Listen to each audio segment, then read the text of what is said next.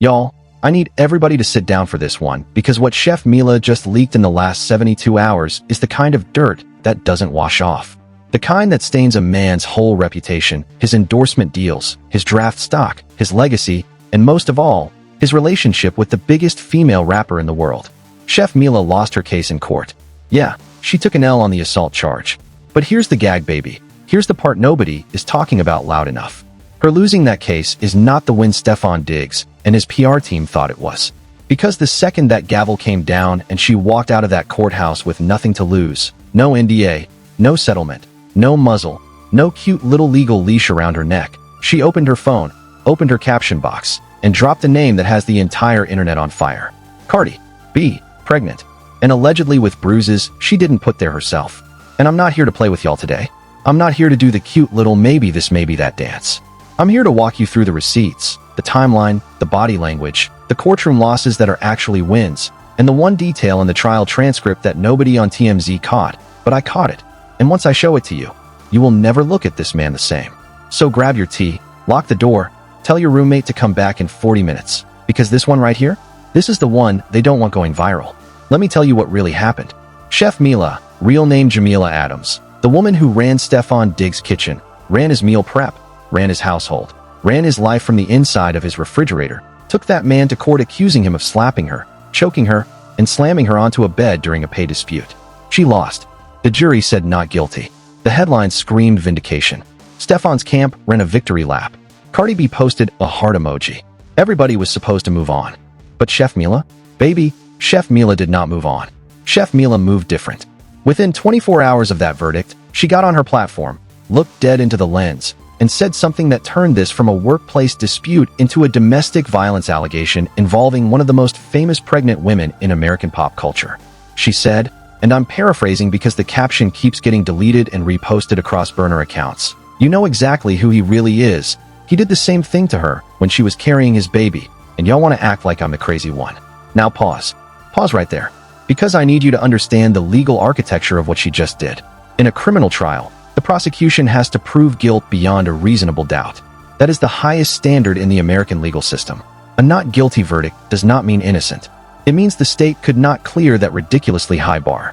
So when people online are running around saying she lied because she lost, they're confusing two completely different things. She didn't lie. She just couldn't prove it to 12 strangers in 2 days with a defense team that costs more per hour than her annual salary.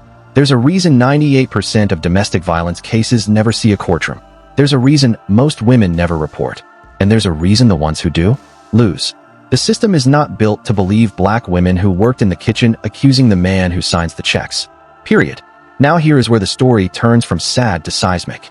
Because Chef Mila did not just lose quietly. She lost loudly. And then she escalated. She started naming names. She started dropping crumbs. She started saying things like the girlfriend tried to play referee. The girlfriend knew. The girlfriend was there. And every time she said the word girlfriend, the internet did the math. Stefon Diggs has been linked to at least 3 women in the last 18 months. A model named Lord Giselle who has a paternity lawsuit pending. Another woman who recently gave birth in the spring. And Cardi B, the most public, the most photographed, and the most pregnant of the 3. So when Chef Mila says the girlfriend tried to play referee after he put his hands on me, you do not need a private investigator. You just need eyes. And here is the detail nobody is talking about. In the trial transcript, Chef Mila testified under oath that on the night of the alleged assault, there was a phone call. A phone call she made. A phone call she made to a woman she described as his main one. And in cross-examination, the defense attorney did everything in his power to keep that name out of the record. He objected 3 times in 2 minutes. He requested a sidebar. He asked the judge to strike the testimony. Why? Because the second that name lands in a public court transcript, it becomes a subpoena waiting to happen. It becomes a civil suit in the making. It becomes Cardi B's deposition.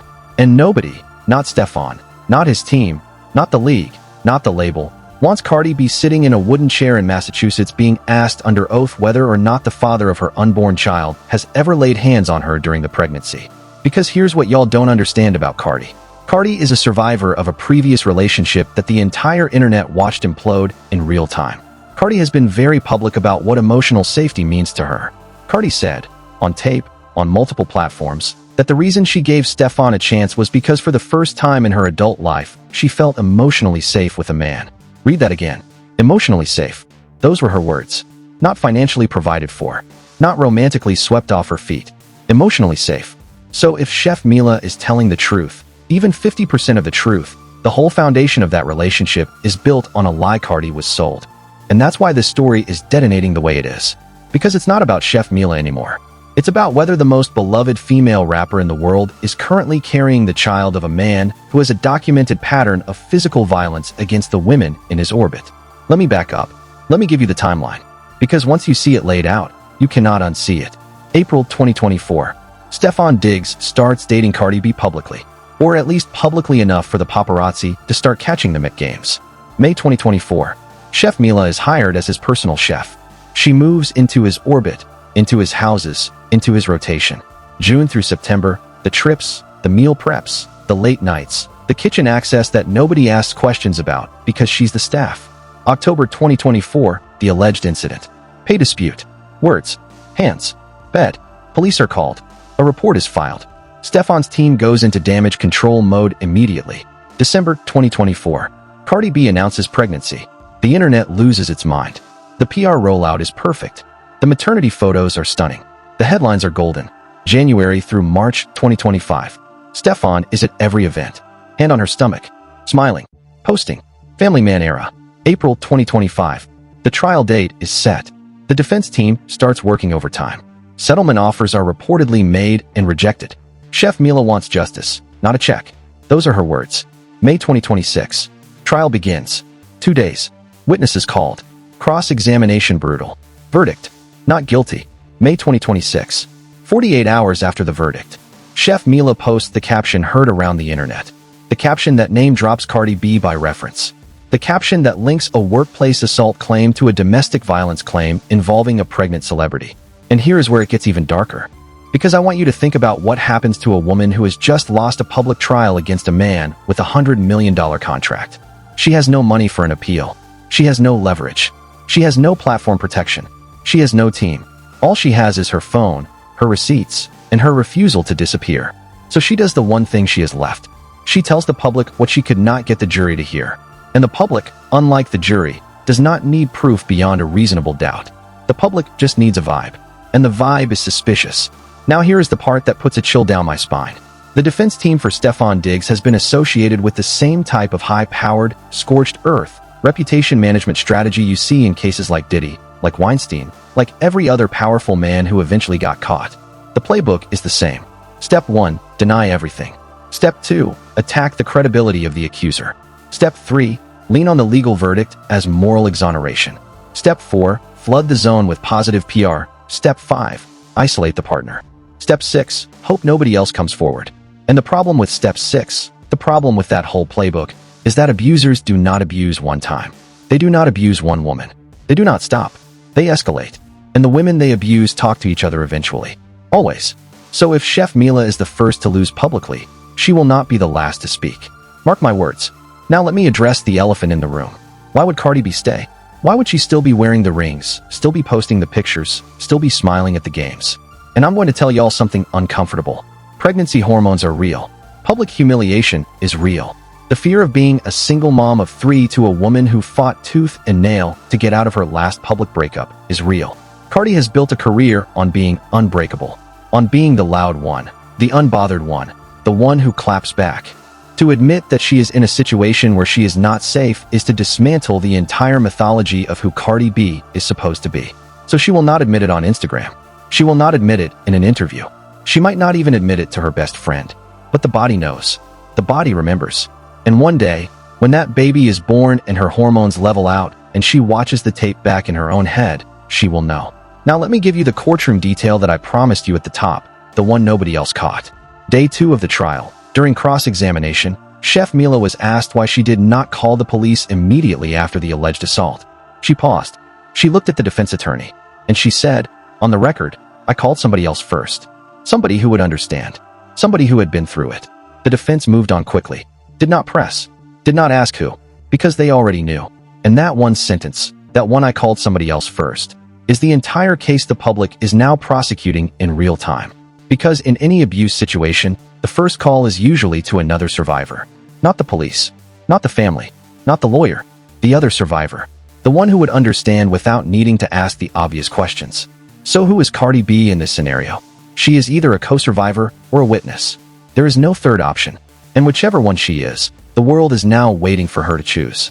Let me also remind y'all of something the algorithm has tried very hard to bury. Stefon Diggs has been the subject of multiple paternity claims in the last 12 months. Multiple. A model in Florida, a woman in Texas, the chef, and Cardi. For women, at minimum, in 1 year. That is not the resume of a quiet family man.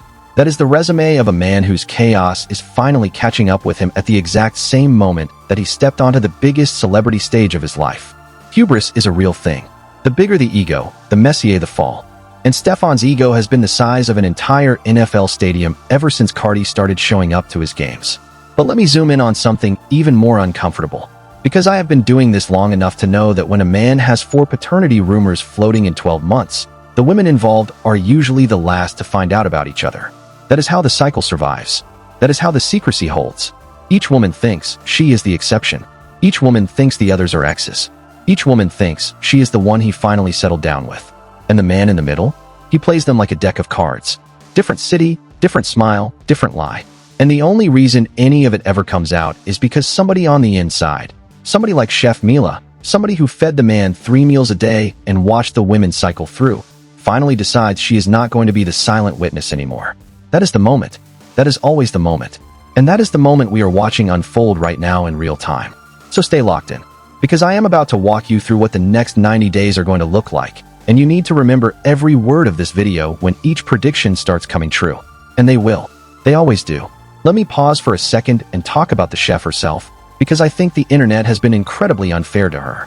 Jamila Adams is not some random hanger-on. She is a professional. She built a culinary brand. She had clients before Stefon, and she had clients after. She is the type of woman who shows up with her own knives in a roll-up case, and her own scale, and her own thermometer, and her own herbs from her own garden. She is not the kind of woman who needs a check from a football player to eat. She walked into that house with a career. She walked out of that courtroom with that same career on fire because the internet decided to side with the man with the bigger Instagram following. And let me tell you something about that.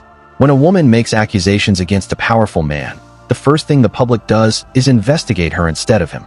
Her past relationships, her old tweets, her Instagram filters, her body, her motives, her bank account, anything, everything, except the actual question of whether or not the man did the thing. That is misogyny operating at maximum efficiency. And we should all be ashamed of how quickly we did it again with Chef Mila. We did not even let the verdict cool before we started calling her a gold digger, a clout chaser, a liar. We did it within hours. Some of us did it within minutes. And every time we do that, every time we make the woman the villain before the evidence is in, we make it harder for the next woman to come forward. We are literally writing the script for the next abuser by punishing the women who tried to warn us about the last one. Think about that. Sit with it. And do not let yourself be one of those commenters this time around. Be smarter. Be slower. Be more curious. Ask better questions. Question the verdict, not just the woman. Now back to the timeline of doom. Because I want to walk you through what happens next, and I want it to be a clinic. A masterclass. So you can spot the moves in real time as they happen. Move 1. The apology tour that is not actually an apology. Stefon will probably do an interview. Maybe with a sympathetic podcast host. Maybe with a sports network, where he talks about how hard the last year has been on him. Notice, on him. He will talk about his mental health, his brand, his healing. He will use the word growth at least 4 times. He will mention God twice. He will mention his children once. He will not name Chef Mila. He will not name Cardi. He will frame himself as the survivor of a witch hunt. And a lot of people will eat it up because that is how the apology tour works. It is not an apology. It is a marketing campaign with a flag on the back. Move 2. The strategic photo op. Watch for a sudden, very public, very curated photo of Stefon doing something charitable. Reading to children at a school. Serving food at a shelter. Donating to a cause. Hugging an elderly woman. It will look spontaneous. It will be anything but. Every angle will be art-directed. The lighting will be golden hour. The caption will be vague but emotional. The caption will say something like, "Just doing what I can to give back, no big deal." And the comment section will be flooded by bot accounts within the first 3 minutes. Because that is exactly how long it takes a PR firm to deploy a positive sentiment campaign. 3 minutes. Watch the timestamps. The bots come fast. Always. Move 3. The friendly leak. Somebody in his camp will leak a quote-unquote insider story to a tabloid. The story will paint Chef Mila as unstable. It will hint at a mental health diagnosis. It will mention a fictional ex-boyfriend. It will quote anonymous sources. It will end with a paragraph about how Stefon is just trying to focus on football and his family. The story will be picked up by every aggregator within an hour. And by the time anybody fact-checks it, it will have already done the damage it was deployed to do. Move 4. The celebrity friend defense. Look for a fellow athlete, fellow musician, or fellow A-list public figure to suddenly speak up in defense of Stefon. Probably on a podcast. Probably in passing. Probably framed as I just know him personally, and that is not him. Watch for it. It will happen. And the person who does it will almost certainly have something to lose if Stefon falls. A business connection. A shared sponsor. A locker room loyalty. Track the financial ties. Always follow the money on the supporters, not just the accusers. Move 5. The pregnancy update. Cardi B's team will issue a perfectly timed, gloriously photographed pregnancy update. It will feature soft lighting, hand on belly, hand on partner, big smile, soft caption about how blessed she feels. It will be the most beautiful photo of the year, and it will be perfectly engineered to drown out any negative news cycle. Because that is what public relations actually is. It is not the absence of bad news. It is the management of attention, and nothing manages attention like a beautiful pregnant celebrity announcing a name reveal or a gender reveal or a registry. Watch for one of those announcements within the next 2 weeks. Mark my words. Mark them. Underline them. Save this video. Now let me close with the receipts because I know somebody in the comments is going to say I am making this up. Receipt number 1. The court filing. Public record. Norfolk County. Anyone can pull it. Strangulation allegation. Slap allegation. Bed slam allegation. Pay dispute origin. Receipt number 2. Chef Mila's deleted and reposted caption naming Cardi B by reference. Multiple screenshots circulating. Time-stamped. Verified. Receipt number 3. The Yahoo Sports headline from this week. Stefon Diggs' former accuser says he abused Cardi B. That is a Yahoo headline, not a tabloid. Receipt number 4. The Instagram caption update from Chef Mila confirming Cardi B is the woman she has been referring to. Confirmed by multiple outlets. Receipt number 5. The cross-examination transcript where the defense fought tooth and nail to keep a name out of the record. That name being a name they did not want subpoenaed. Receipt number 6. Cardi B's own past public statements about emotional safety being the reason she chose this relationship. Statements that now read like a horror story in hindsight. Receipt number 7. The pattern, the model, the chef, the Texas woman, the pop star, the pregnant pop star. The math is mateing. I am not making this up. The internet is not making this up. The court did not believe Chef Mila to the standard of beyond a reasonable doubt. But beyond a reasonable doubt is a high bar. The bar for the rest of us looking at the timeline, the receipts, the cross-examination tactics, the deleted captions, and the patterns of behavior is a much lower bar. And by that bar, something is very wrong in that household. So what happens next? Number 1. Expect Cardi B's team to issue a statement in the next 7 to 10 days. It will be carefully worded. It will not deny the abuse directly. It will frame Chef Mila as a disgruntled employee. It will lean on the verdict. It will not address the pregnancy. Watch for it. Number 2. Expect Stefon Diggs to do a soft launch of a charity initiative. Maybe a foundation. Maybe a youth football camp. Maybe a partnership with a domestic violence awareness organization. Yes, you read that right. The playbook is that shameless. Number 3. Expect another woman to come forward within 30 days. Not the chef. A new one. Because this is how the pattern always breaks. One woman speaks. She loses. The internet picks it up. A second woman sees the first one and decides she is not alone. The floodgates open. Mark my words. Number 4. Expect Cardi B's family. Specifically her sister. Specifically her mother. To start removing public photos of Stefon from their social media accounts. Slowly. Quietly. One at a time. Family always knows first. Family always pulls back first. Watch the auntie accounts. Watch the cousin accounts. They are the canary in the coal mine. Number 5. Expect a custody arrangement to be quietly negotiated before the baby is even born. Because Cardi's legal team is not stupid. They have watched this movie before. They will not let her go through what she went through last time. There will be a prenup-style protection in place. Mark it. But before I let y'all go, I need to tell you about one more thing. One more crumb. One more breadcrumb from the courtroom that I have not seen anybody talk about. There was a witness on the prosecution's list who never took the stand. A neighbor. A neighbor who, according to early filings, was prepared to testify that on the night of the alleged incident, she heard yelling, she heard a slap, and she heard a woman crying for about 20 minutes. That witness was on the list. That witness was prepared. That witness was subpoenaed. And then, at the last minute, the prosecution did not call her. Why? I have a theory. The theory is that calling her would have opened up the question of who else was on the property that night. Because if you put a neighbor on the stand, the defense gets to ask, did you see anyone else come or go? And if the answer is yes, and the description matches a certain pop star, then suddenly Cardi B becomes a witness in a criminal case. And nobody wanted that. Not the prosecution, not the defense, and certainly not Cardi B's team. So the neighbor was quietly deprioritized. Quietly. The way most of the loudest things in court cases actually happen. Now let me end with something real because I do not want this video to just be drama. I want it to be useful.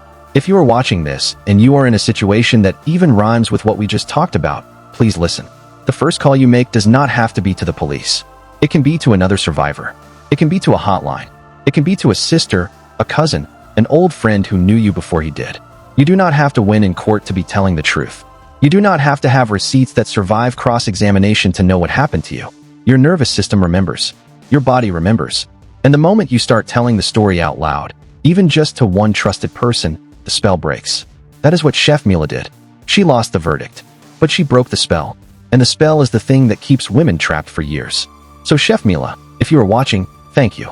You did not get the legal win, but you got the cultural one. And the cultural one outlasts the legal one every single time. To everybody else watching, share this video with somebody who needs to hear it. Drop a comment with what you think happens next. I read every single one.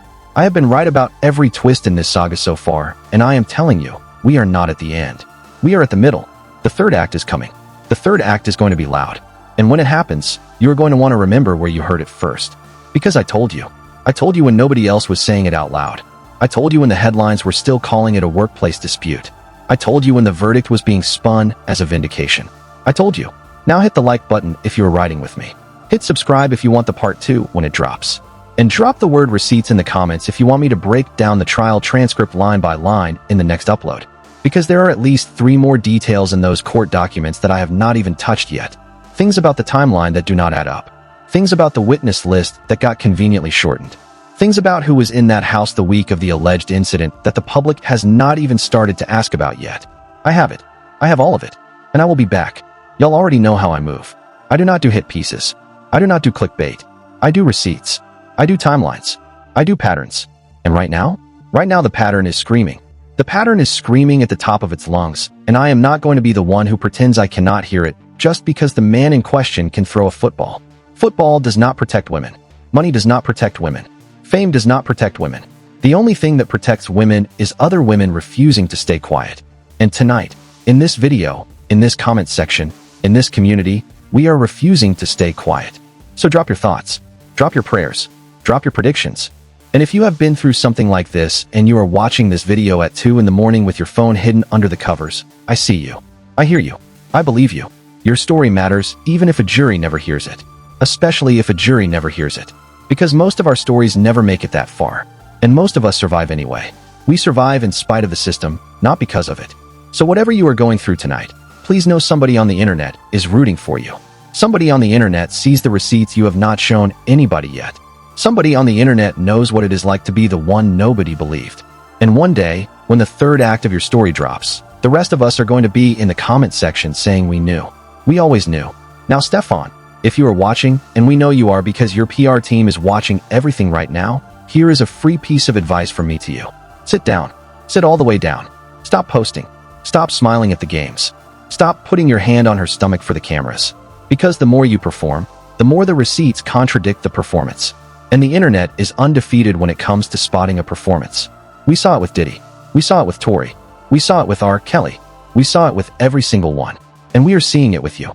The walls are closing in. The receipts are stacking up. The women are talking to each other. And the next 48 hours are going to tell us everything. So either get ahead of it with honesty or get buried by it with arrogance. The choice is yours. But the clock is ticking. Tick, tock, tick, tock. And Cardi, if by some chance this video reaches you, and I know it will because the algorithm is petty and your team monitors everything, I want to say this with all the love in my heart. You are not the villain here. You are not the punchline. You are not the cautionary tale. You are a woman who tried, in good faith, to build something with someone who, by every external pattern, was not building the same thing back. And that is not your fault. That is not a character flaw. That is what happens when good women fall for performance instead of presence. We have all done it. Some of us are still doing it. The way out is not shame. The way out is community.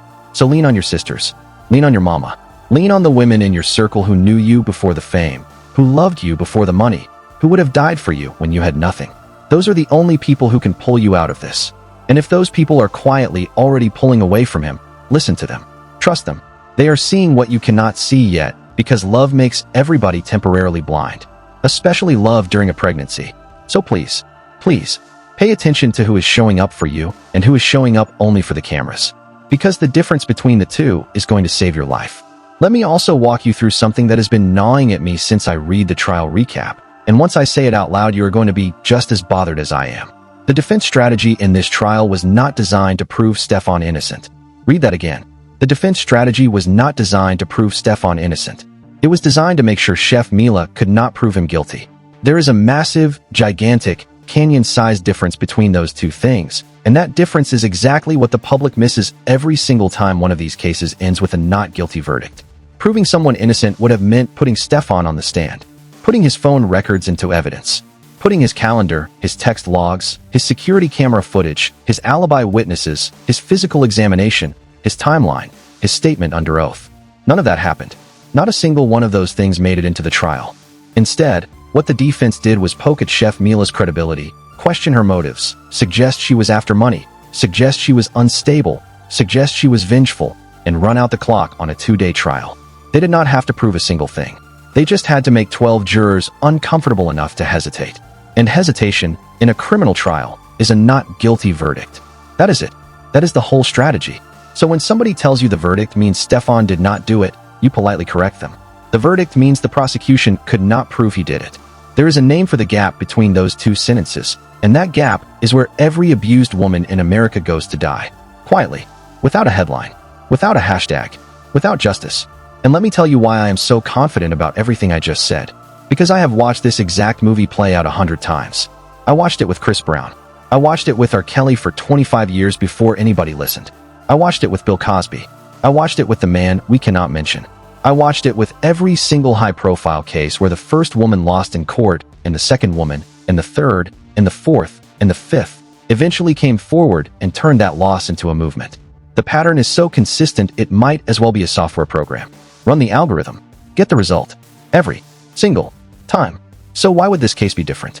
Why would Stefon Diggs be the one outlier in the entire history of American celebrity domestic violence allegations?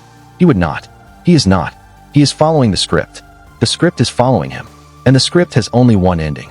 We just have not gotten to the final scene yet. Now here is something else that is going to make some of you mad. So let me say it carefully. I am not saying every man accused is guilty. I am not saying every accuser is telling the whole truth. I am not saying the criminal justice system is worthless.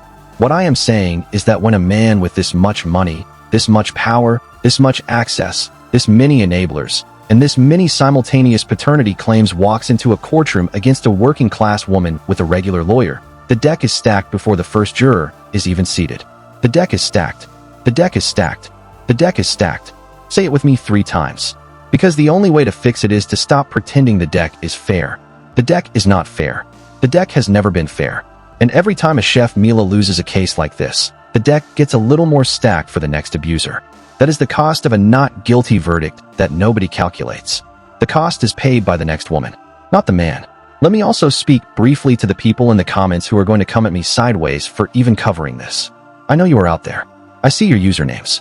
I know your patterns. You are the same people who attacked Megan Thee Stallion. You are the same people who attacked Kesha. You are the same people who said it could not have been that bad because she stayed. You are the same people who said, well, why did not she just leave?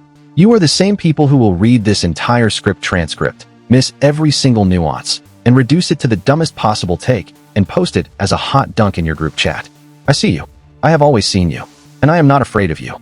Because the truth is, you are not the audience for this video. You were never the audience.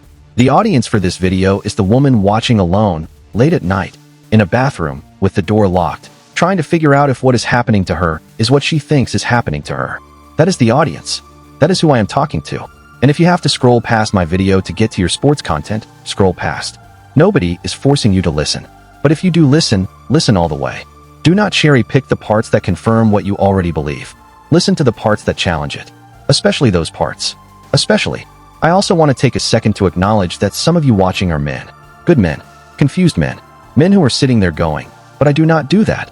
So why does this story matter to me? And the answer is, this story matters to you because the men who do this are counting on the good men around them to look the other way. That is the engine. That is the fuel. Without the silent compliance of every good man in the locker room, in the boardroom, in the studio, in the friend group, the bad men cannot operate. So if you are a good man, your job is not to feel attacked by this video. Your job is to watch the men around you. Watch how they talk about their girlfriends. Watch how they joke about women in the group chat. Watch how they get when their partners do not pick up the phone. Watch the tone shifts. Watch the patterns.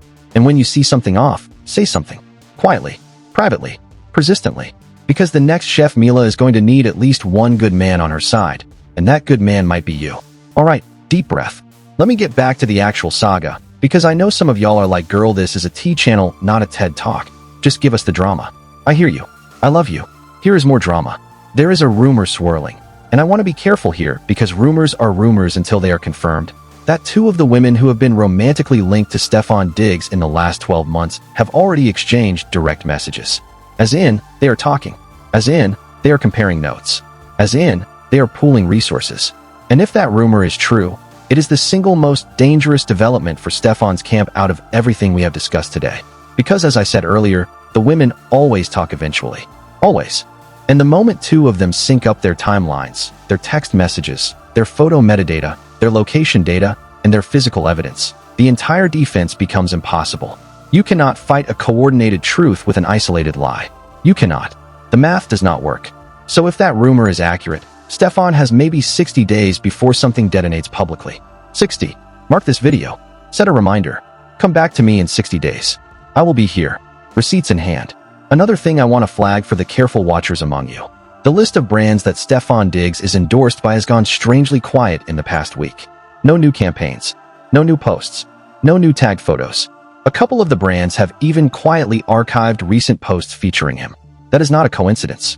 That is brand safety protocol kicking in. Every major brand has a clause in their endorsement contracts called the Morals Clause. The Morals Clause says, if your behavior becomes a public liability, we can terminate the contract with no payout. And the second a public abuse allegation hits the wire involving a pregnant celebrity, every single brand with a Morals Clause goes into watch and wait mode. They are not pulling out yet, but they are quietly preparing the paperwork. Watch for the first one to drop. It will be a small brand, a sock brand, a protein brand, something niche. And once the first one falls, the dominoes will follow within 10 days. Always. And on the cultural side, watch the black women who run the influential gossip pages.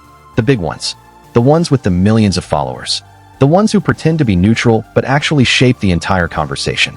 They have been weirdly silent on this story this week. Not because they do not have opinions. They absolutely do. They are waiting to see which way the cultural wind blows before they commit. That is the smart move from a business perspective. But it is the cowardly move from a community perspective. Because every day they delay, another fan account piles on Chef Mila in their absence. So if you are one of those big page admins watching this, do your job. Lead. Stop letting your audience drag a woman who is telling the truth in pieces. You have the platform. Use it. Or admit you only use it when it is safe. One last thing before I let you go, because I know somebody out there is going to need to hear this specifically. If you are the friend, the cousin, the auntie, the sister of a woman who is currently in a relationship that you think might be unsafe, do not wait for her to ask for help. Do not wait for the bruise. Do not wait for the headline. Do not wait for a verdict. Just start showing up. Bring food. Send a meme. Text her good morning. Be a soft place she can land before she even knows she needs to land. That is how you save a life. Quietly. Persistently. Without making it a whole thing. Just be there. That is the whole assignment. Just be there. I will see y'all in the next one. Stay tuned. Stay sharp. Stay loud. And remember, when one woman tells the truth and loses, the next woman who tells the truth wins. That is how this works. That is how it has always worked. Chef Mila lit the match. Cardi is sitting on the gasoline. And one wrong move, one bad night, one more rumor, and this whole thing goes up in flames. Get in. We are just getting started. Bye for now. Talk soon. Love y'all. Be safe out there. And whatever you do, do not unsubscribe. Because part 2 is coming, and it is going to be the loudest one yet. See you on the other side. Stay safe out there. Lock in. Talk to y'all soon. Love. Stay safe out there.